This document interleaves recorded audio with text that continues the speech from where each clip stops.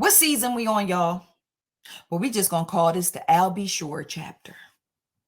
Let me get a drink of water. Sorry, y'all. There are a few people on this planet that truly get on my nerves. And I'll Be Sure is one of them. And sometimes I can't explain why someone irks me. You ever just see somebody like, and they just irk the hell out of you. And you're like, well, typically I like people, but why does this particular person irk the shiznit out of me? And I've come to realize, because I try to do self-reflection, because I want to be a good person. I want to be one of God's shining stars down here. Like when somebody asked the Lord, like, hey, JC, which ones are your favorite? I want him to be like, hold on, Zavi, my girl. She be trying to, she be trying to do my work. She be trying to do my work down there. She get a little sidetracked sometimes, but she be really trying to do my work. Like, that's how I want the Lord to look at me. But I realized the one thing that irks, it's a couple things. I can't even say one. The one, couple things. One of the things that irks me about I'll Be Sure is his thirst for attention. And I know I can't be the only person that sees this. And if I'm not the only person that sees this, somebody please let me know I'm not alone in this in the comments. You could just say, I see it. Like, just something quick and simple. I don't even need a thesis statement or anything of that. Just, I see it. There is something about this man that he just thrives on attention. Whether it be positive, whether it be negative, as long as it's attention, he want it. And he gonna do whatever it take to get it. So much so that I had to restrict him on Instagram because he was cutting the fool. Anybody would love to have a celebrity commenting on their post, right? I have a celebrity news entertainment site. It's a good look for me to have celebrities engaging my content. I'll be sure you got to go, baby. I don't care how you feel about it, night and day. Get your stuff. We got to go. I had to restrict him. He was in the comments, literally seeking attention and harassing my ICC friends who gave their opinions, their thoughts, or their opinions on him. He was in there. The other thing that irks me about I'll Be Sure is he old. That's right. Yeah, I said old. And I mean OL, not OLD, or maybe OLE, depending on how you like to spell it. But he a old, throw a rock and hide your hand ass nigga. He is. But I'm gonna get into the details of it. So, for those of you who may be a little bit on the younger side, not my family going ham in the group chat. Y'all keep hearing that ding. Hold on, let me silence my family because they cutting up in this group chat right now. Hold on, I got to get out the chat. Leave the chat. Hold on, y'all. Let me close out messages altogether, and I could play catch up when I get done with the chat. All right, I'm back. Thank you so much for being patient with me.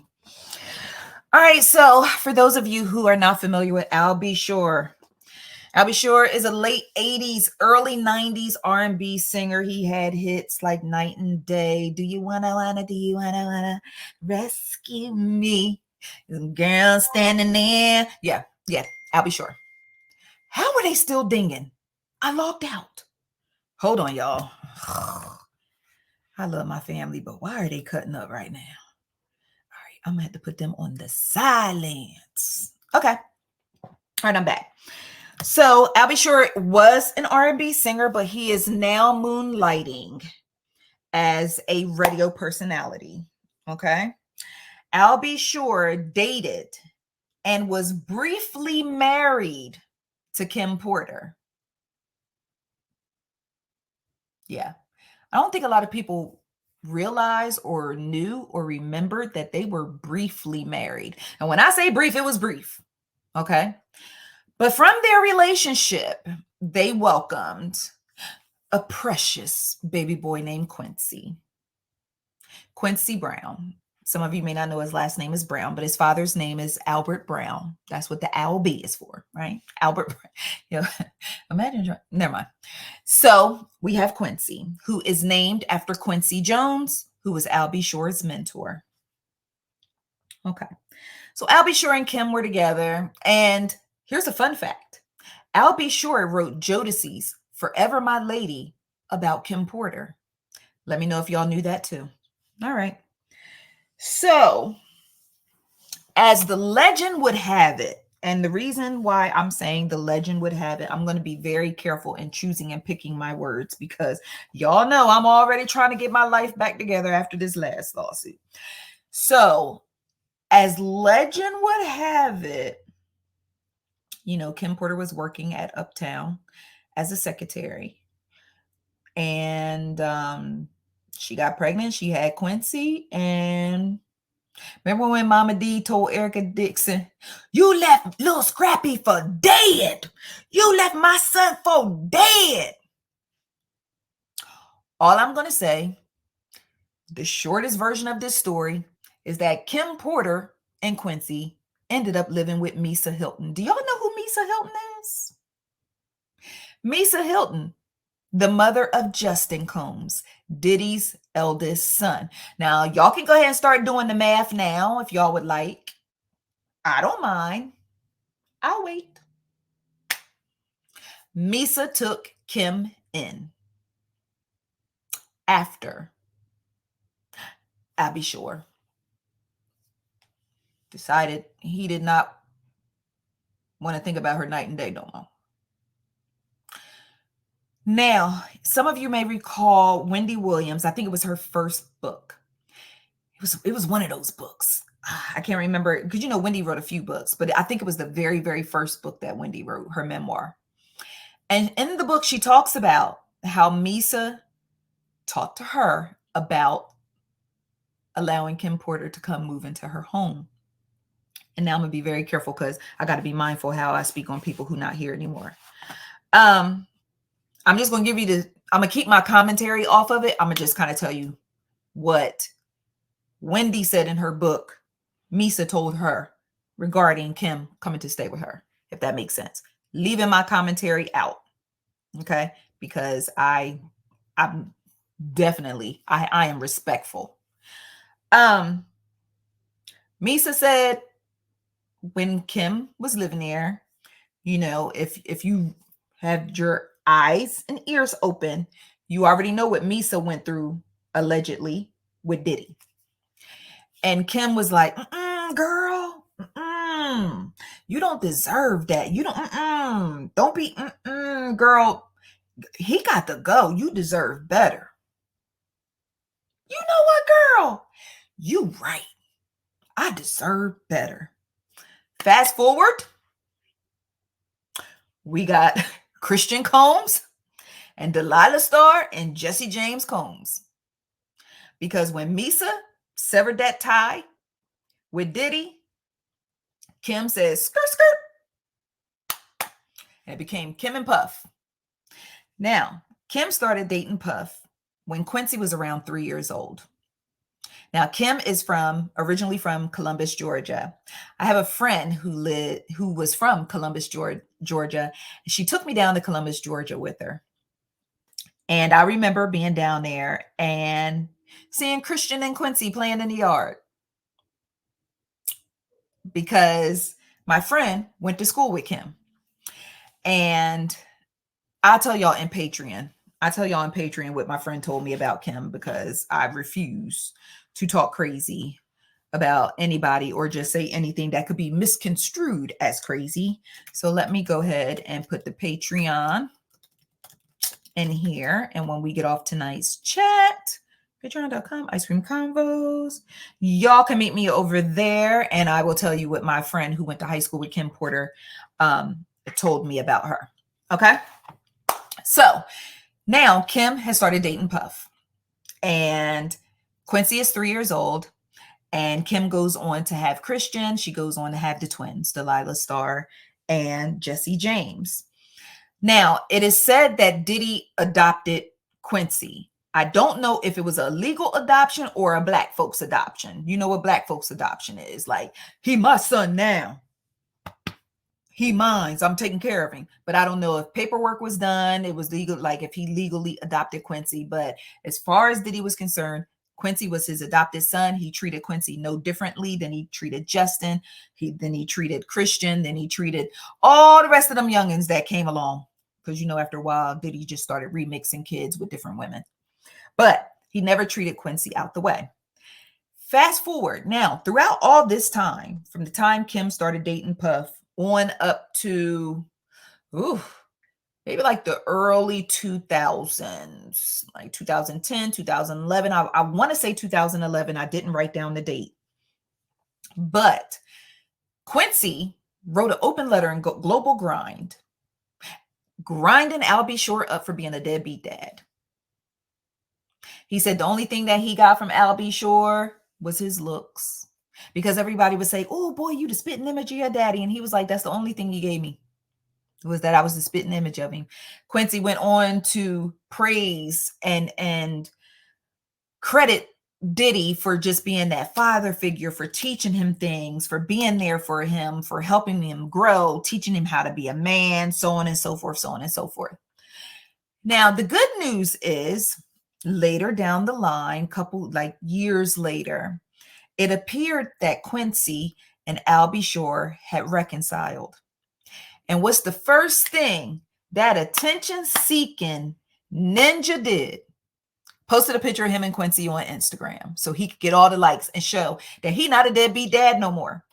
Because Quincy is standing there posing with him. And that is the same picture that he recycled this week when once again, Al B. Shore jumped out the window for attention. So let's talk about it. Al B. Shore posted this letter. #letter to my son.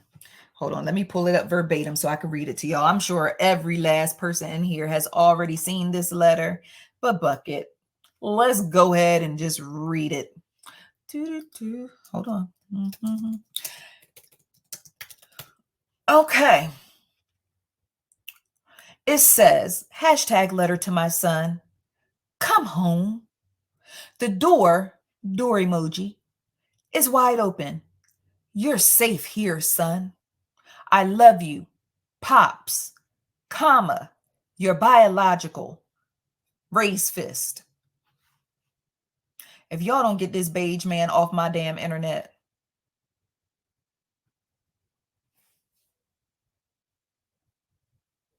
Remember when I said he an old throw a rock, hide your hand ass dude? There's another rock. Comma, your biological. Remember a long time ago when Shaquille O'Neal did a rap song when Shaq was rapping? You remember that tumultuous time, right? When Shaq was rapping. Remember when he said, Phil is my father because my biological didn't bother? Quincy could sing that same song. Same song. All around the world, the same song. He could sing it. And my thing is, I understand. I was somebody who was abandoned by my dad when my mom passed away. So I'm speaking from experience, might be speaking from a hurt place or trauma. I don't know. But I have reconciled with my dad. And I was grown when I reconciled with my dad. And when you reconcile with someone, it's like with an absentee parent who wasn't there for a very long time. It's still complicated because I love my dad, but it's still complicated for me at times. One story, the next time we have a story time, remind me to tell y'all my 23andMe story. Just somebody. I don't know who's taking note of all the story times that we got to get back to, but just, yeah.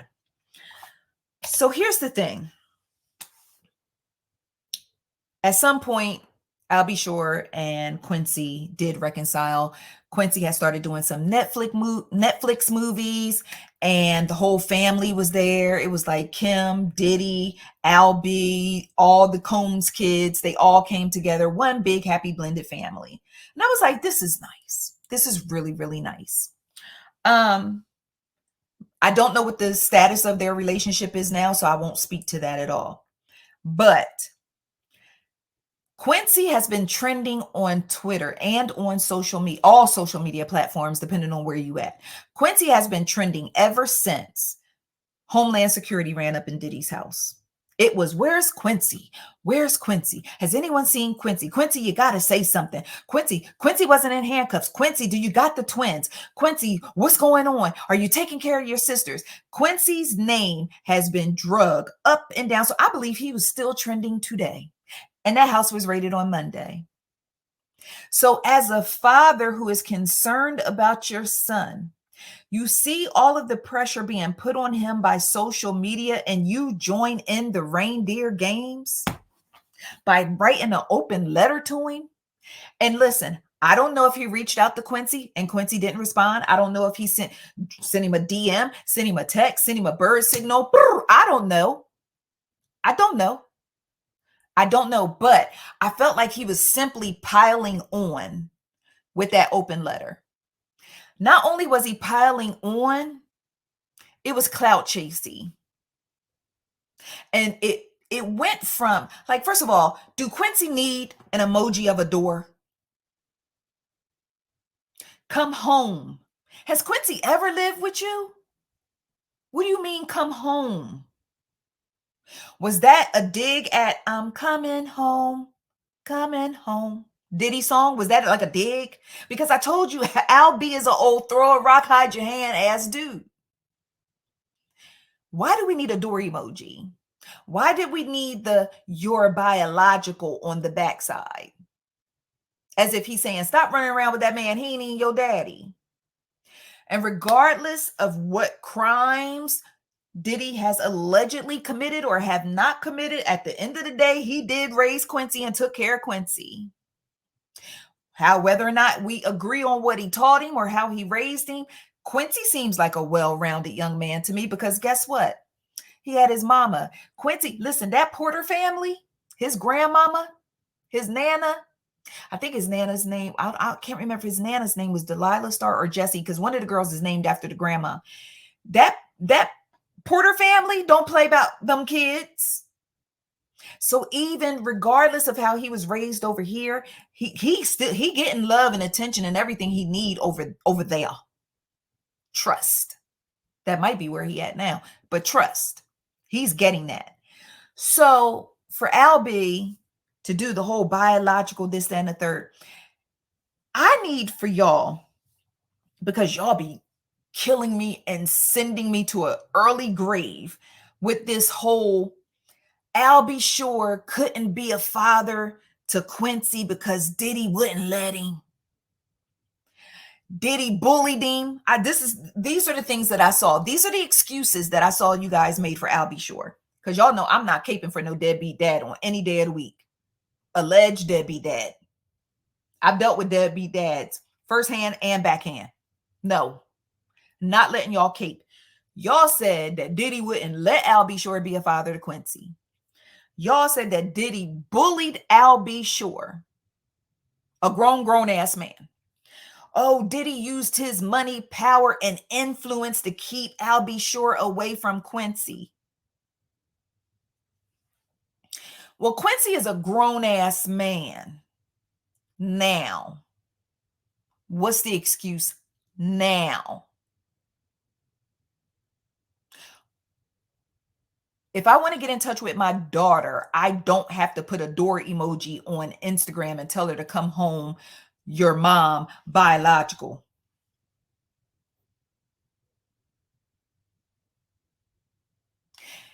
Y'all, like, I understand that Diddy is like this super duper boogeyman to some of y'all because he allegedly done some real big time boogeyman shit.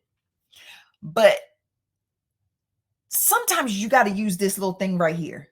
It's like inside here is protected by like a skull and all that, but it's one in there. And I can't attest to how big or small it is, but sometimes you just got to use it. Do you think a man who is scared of Diddy will hop on social media and say, Kim Porter was murdered? Does that sound like the yip yap of a man who's scared of Diddy? But let me tell you what Al B. Shore been doing. Al B. Shore been putting up posts. Anytime something go on with Diddy, anytime Diddy get caught up in some more shenanigans, Al B. Shore will say something or he will put up a post that is clearly targeted, subliminally, that word, kick my ass, subliminally, he will put it up. But it's obvious who he's talking about. And this is why I say again, he thrives on attention and he is an old attention-seeking ass. He put up this one post and said, it was something to the effect of like people, I'm paraphrasing, but it was like people getting what they deserve. Their time has come, chickens coming home to roost type post. All the black blogs grabbed it. Ooh, Al B. Shore said, Al B. Shore fire shots at Diddy. Al B. Shore fire shots at Diddy. Anybody with a brain and an IQ that's good enough to get you out of 5th grade would have known that that post was aimed directly at Diddy, including Diddy himself. And you know what Al B. Shore said after all the blogs posted it? I was talking about a former business associate, someone who had did me wrong, but now they are getting what they, sir, look me up, stop playing with me. How do young people say, stop playing on my top? I hope that don't mean nothing sexual. Really? Then there was a clip I saw the other day and I'm like, why am I seeing this? Because, you know, like, and it seems like the people that you get sick of keep popping up in your timeline. Al B. Shore popped up in my timeline because, of course, other blogs posted it. He was at the gym. He was on the gym. He was like, yeah, I had recorded a video, but then a song came on in the background. He was like, so I had to scrap the video because I ain't posting that video with that song in the background. He was like, you know, sometimes you got the this, that, and the third or been around the world and yah. You playing. You ain't scared. I don't know why you got all these people thinking you scared of Sean Diddy Combs, but you not scared. Al B. Shore ain't scared of that man, and he shouldn't be because he a grown-ass man. But I don't know where y'all got this narrative from that Al B. Shore is scared of Diddy. That man ain't scared of Diddy. He fires shots at Diddy every chance he get. He put up that video talking about how he wrote Forever My Lady for Kim. Okay, Al B, tell the people what happened after you wrote the song. Tell the peoples what happened. Tell the peoples why Kim had to go live with Misa. I mean, Forever My Lady it's a jam. But let's talk about the remix. Tell the people why Kim had to go live with Misa. If she was forever your lady. Ooh, yeah. Tell the people why she had to go live over there. But you know what? That's Black history, right? So let's move forward. So we have Al B. He puts this letter out. And then Quincy may not have been raised by that man. Let me tell y'all something. My baby daddy is a deadbeat. My son's father is a deadbeat. He is the deadest of deadbeat. I'm talking about no pulse, no signs of life deadbeat. He is the deadest of deadbeats. Okay? Y'all, when I'm talking about deceased of the deadbeats. Okay? And it's like, how do I want to say this?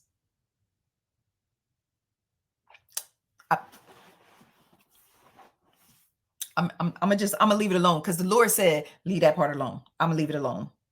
But just trust me, I know a deadbeat when I see one. Like I said, firsthand and backhand, I know a deadbeat when I see one. But let's get into these claims that y'all believe that Al B. Shore talked about Kim being murdered. And then Diddy allegedly almost had Al B. Shore murdered. Y'all,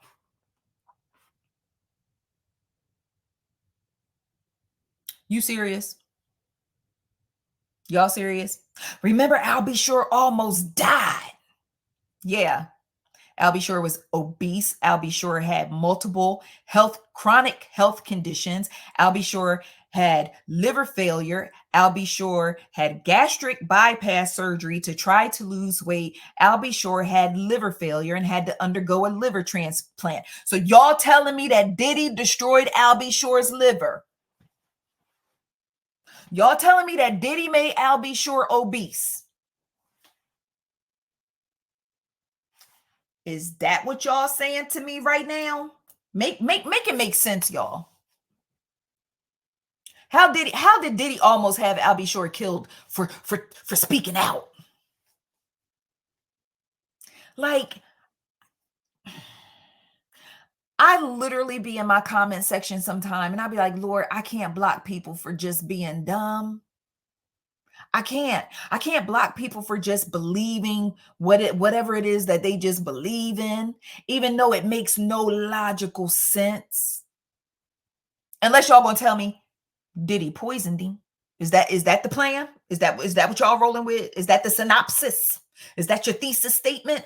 Like, how Al B. Shore has been very vocal about his obesity. He has been very vocal. Remember, Al B. Shore did a whole video on social media of him being at the hospital, pushed back on a gurney, pushed back going into surgery. And he said he was going to reboot his system. He was going to get a gastric sleeve. He had people in the comments like, oh my God, are you okay? Oh, attention. Oh my gosh. Ooh, let me pray for you. All he had to say was, I'm fat, finna go get this surgery, about to be back, skinty, see y'all in 6 weeks, or however long it takes for the body to heal afterwards. He had people thinking he was getting life-saving surgery before he goes on to glory. So he got the surgery. The surgery was a success. You saw the weight falling off. He was looking good, looked 10 years younger. He was, because Al B. Shore is still a very attractive man, but he just loved attention. He was losing weight, looking good. And then, now, I'm not a medical physician. Talked about getting a good medical physician at the top of the show. But I have known people who have undergone weight loss surgery and they have complications afterwards, or things don't work quite right afterwards, or they have issues with their belly or issues with their stomach or things of that nature. But then Al B. Shore said that I guess he was like at a studio or in an office or something, and he fell out and woke up 2 months later after being in a coma. Did Diddy jump out the closet in the office and made Al B. Shore fall out? Like, how are y'all connecting Diddy to Al B. Shore's health because he spoke out? That is so wild to me. It really makes no logical sense to me, but y'all are free to believe whatever you want to believe, just like I believe is pure nonsense. I don't believe Al B. Shore is scared of Diddy. Al B. Shore fires shots at Diddy every chance he gets. And then once it makes it to all the blogs, he comes back and said, oh, no, that's not what I was talking about. I was talking about Sean, the little brother down the block. Been around the world and I. Okay. All right. All right. I'm going to move on from Al B. Shore.